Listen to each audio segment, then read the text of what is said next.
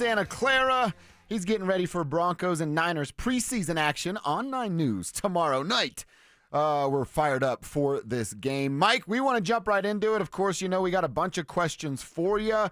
We were just talking about it, the offense yesterday. Of course, they have an uphill battle against the Broncos defense every day, so you got to go against the new look defense. How would you say Bo and the offense did? Their offensive line pushed around the 49ers front, especially in the first half of the joint practice. It was 2.5 hours long to, about 2:35. They didn't let us until, well into the practice, but they handled it early. I think Bo, especially in the second team period, really found his rhythm and did well. Toward the end there, I'm not sure what happened. They did a lot of the the situational type stuff, and the 49ers wound up stopping them. They still had some plays here and there, but I thought they ran the ball, especially early, pretty well. And then, Bo had good periods, not so good periods, and we'll see what happens tomorrow night. Yeah, tomorrow night we'll all be sitting on the edge of our seat, and you caused people to sit on the edge of their seat, Mr. Klis, when you said, "Hey, this Tyler Badie guy, let's not overlook Tyler Badie and what he's been doing." Yeah, they had at the very last period, there was a situation, a minute 10, Broncos down 3. I think they had 24-21 on the board. And they got the ball at the 40-yard line. And Badie was the running back for every snap during that situation. He also got a couple nice runs with the first team earlier in the joint practice. In fact, yesterday I thought maybe he might have had more one snaps than Jaleel did. So, and I don't know if that's just a rotation of things. It might be. It'll be interesting to see how they divvy him up tomorrow night, because attention to, except for Sean Payton, and he's the guy that matters. So he clearly likes him. He was going to give him playing time last year after that big run against Tampa Bay. He was going to play him extensively against the Jets, and then I think the first carry he had a back injury that kept him out all year. And, he got to dress against the Bills games, but they didn't really use him there.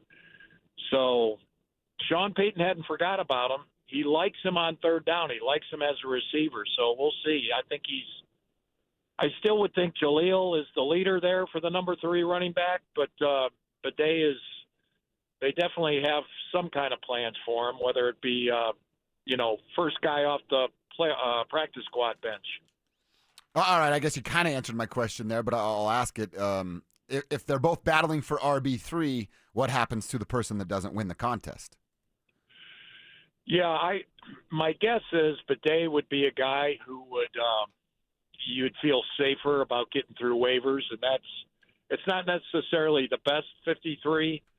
It's the ones that would the 53 sometimes are players, especially at the back end, who you think would have a tough time clearing waivers. Mm-hmm. I would think McLaughlin would have a tougher time clearing waivers than Badie, because there's way more action under Jaleel the last couple of years. Looking forward to this game coming up on Saturday night. We've just been talking about it, Klis, of course, and first team offense got to score a touchdown, right? No backups for the 49ers. Let's just say this. Wouldn't a touchdown feel real nice? Yeah, if they score a touchdown on their first drive, I wonder if Sean Payton will say that's enough, that, you did your job, you got the execution, all good. So, but yeah, it's still, backups are a lot of times, you talked about this last year, Cecil. The Broncos had talent. No one just, no one knew what it was, until the season got going. No one knew Zach Allen was elite. No one knew Nick Bonito was elite at this time last year.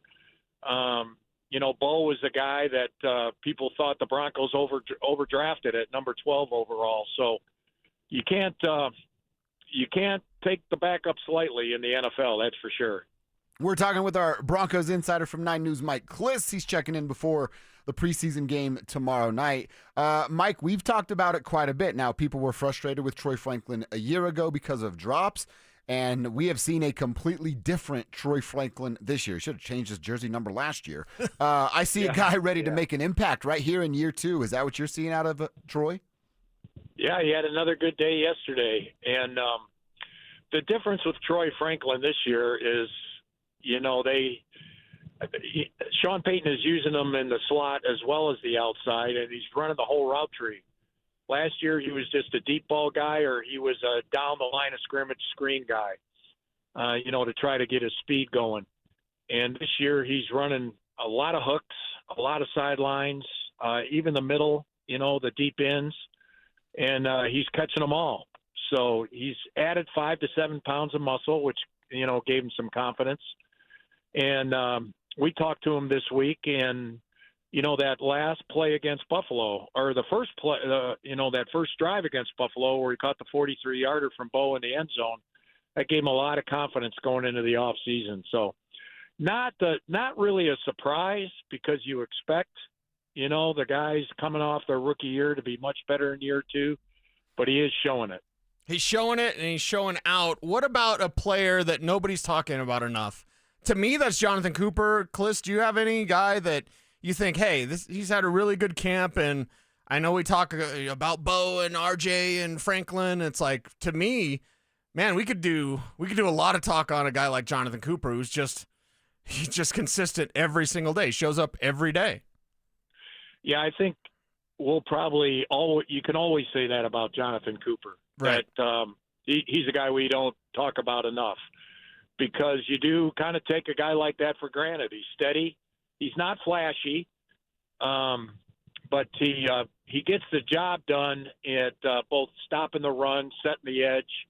He's better against the run than Benito. Benito definitely has the more flashy, high-skilled pass rushing skills. But Cooper, through work and smarts, guile, can get the job done sacking the quarterback also. So, yeah, you're right.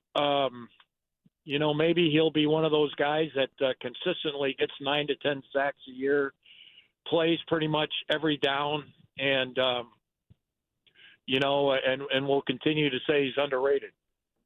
I don't know what more you can ask for from a guy like Jonathan Cooper.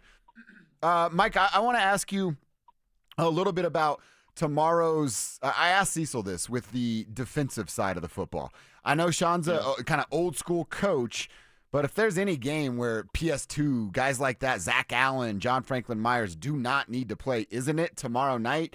They're gonna play no matter what, or is this just could it be 3 plays, 6 plays? How do you see VJ handling the defense while Sean wants to see his offense? Yeah, I wouldn't be surprised if you're right about that Surtain only, plays maybe 1 series. Zach Allen only plays 1 series. With Surtain, and Sean Payton alluded to this in a presser a couple days ago, Surtain sometimes struggles with the receivers he doesn't think much of. He's not engaged. He loses interest. He can shut down Devontae Adams. I'd like to see him against John Jefferson one of these days. Justin Jefferson, I should say. Boy, my mind goes back. That's old school, John Jefferson. Yeah. Sometimes the less heralded receivers are the ones that give Surtain. So he'll have to focus. That'll be the key for him if he's out there tomorrow. Is to focus on the backups. Yeah, that's why DeMarcus Robinson got him yesterday for a touchdown. He was bored. Yeah. I mean, that makes a lot of sense. What you say, Klis, is always true. Just final one, brother. What are you doing for fun out there? I want to know. Yeah. We're in Colorado. You're in California, baby. What are you doing for fun out there in Santa Clara? Well, we are out here we're coming back to Levi Stadium. I'm in a vehicle right now with a bunch of my 9 News buddies. We just navigated the 101 with 1,000 of our friends or so. And we're back at Levi Stadium. We're still going to do some more work, some interviews, everything you got to do for to make it a good show for the viewers on Saturday night. Nice. So still grinding even with the doubt. Anybody going to skateboard any of those hills in San Francisco? Come on, Klis. I know you got the balance. I've never done it. I've tried to skateboard once, and I did it just enough. It hurt just enough on the backside to that I said, here, son, it was my son's skateboard. You have it from now on. It's your turn now. All right, well, enjoy the time. Safe travels getting back here. Really appreciate you being flexible and joining us on a Friday, Mike. We'll be seeing you on Saturday night. See you guys. There he is, Mike Klis from 9 News, at Mike Klis 9 News on Twitter. You need to follow him if you are in Broncos country. No one is as plugged in as Mike Klis, and that's why he is our Broncos Insider. All right, we'll react to a few things Klis had to tell us. We'll do that coming up later on in the show because